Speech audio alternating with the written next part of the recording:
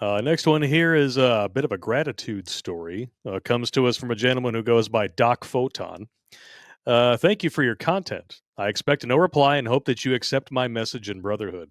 Secondly, thank you and anyone in earshot to which it is applicable for your service to our country. At best, I am a poser, but I have spent some time on live ranges, fired a few rounds of 82 millimeter, and been danger close to two exploding 500-pound bombs. I know the burn of Willie Pete and the discomfort of full sun, 120-degree heat while wearing a Kevlar and vest. Sounds lovely. Yeah. I am thankful to those who volunteer to do these terrible jobs in service of our country, and most importantly, in lieu of me. I do not trust our leadership to ever have considered submitting myself to it as a soldier. Well, I can't blame you there. Yeah. I am eternally grateful and ever respectful to those who allow me that freedom. I will, however, be the first to volunteer to fight any foreign enemy on our soil. I'll bring my own rifles and ammo if necessary. At the age of 23, I was severely injured operating a motorcycle on public roads like a jackass. I was ejected into a fence made of telephone poles and wire rope. While I was truly lucky to survive, I never felt that way, and my pain increased to the point of being unbearable. Oh, no. Then unbearable while on fentanyl. And once fentanyl no longer worked, it rapidly made all of life unbearable. I am a scientist, and my career has been in commercial R&D. I'm known for making unusual technologies work. When I got to the point of having no reasons to live, it occurred to me that my highly privileged life would be shameful to self-delete, even under extreme suffering, which I had caused myself. If I was such a badass problem solver, why not devote my efforts to curing myself? I have to admit, that potential ego hit was a compelling reason to stay alive. Please find attached my book, which anyone is welcome to have. If you're interested in it, shoot me an email, redonkulousblake@gmail.com. It is a PDF. Anyone can download it from a government website for free, which was my plan all along. However, those that want to support me can buy it on Amazon. I would love to post folk books on my socials or sign.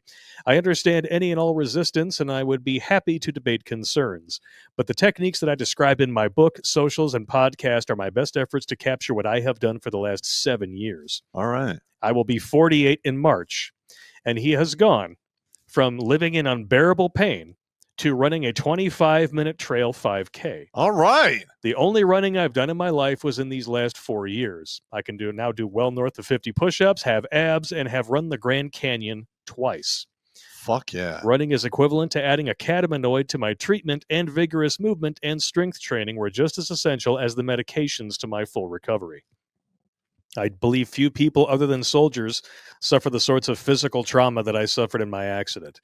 I hope my experience might help some of those. My ignorance of the military limits my ability to communicate effectively, but it is my hope that you might read the book and decide if you know people that could benefit from the information. The rest of my life will be trying to duplicate my good fortune in others, running and learning. I apologize for all the words and wish you the best, a.k.a. Doc Photon, a.k.a. Grateful Civilian. And thus, The book is called Treating Myself with Cannabis, The Story of a Foolish Patient, and he is a PhD. that is how you find your purpose. Absolutely. So if you guys are interested, again, shoot me an email. I will gladly forward you along the PDF copy that he sent me.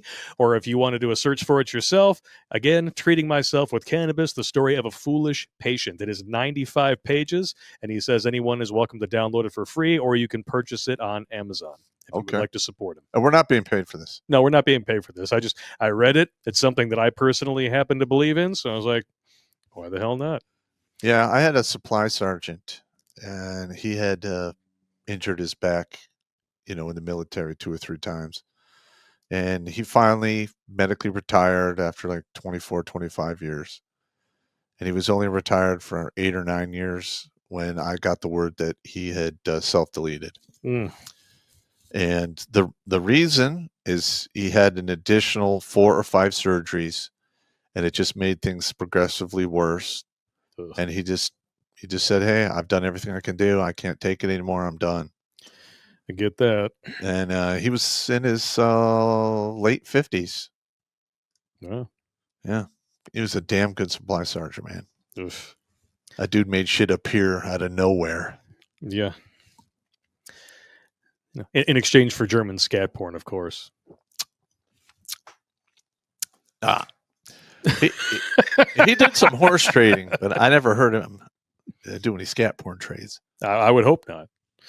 No. But we all know what it's like in the military because we've heard all the stories from you. So Yeah, you're not really stealing. You're just reappropriating. shit in one Pringles can. The whole military is one big game of 3-shell Monty. Yep. It is. I mean, I've traded shit I'd even fucking own. Oh, Like in Victory. Yeah. We got moved over to Slayer, which is across the street from Victory. And when we moved in, there was all of this corrugated tin in piles. nice. So I'm like asking around, hey, who's this belong to?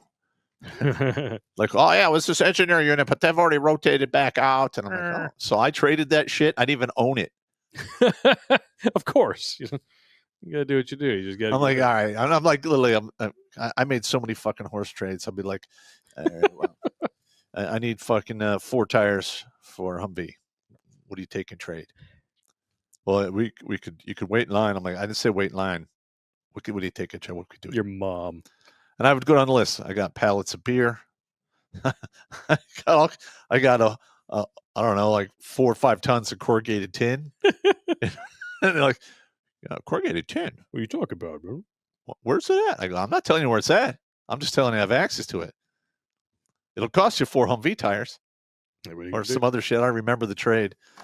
But sure as shit, I got my tires. I got whatever it is. And they came by with a 5-ton and boop, boop, Boom. boop, and drove off with it.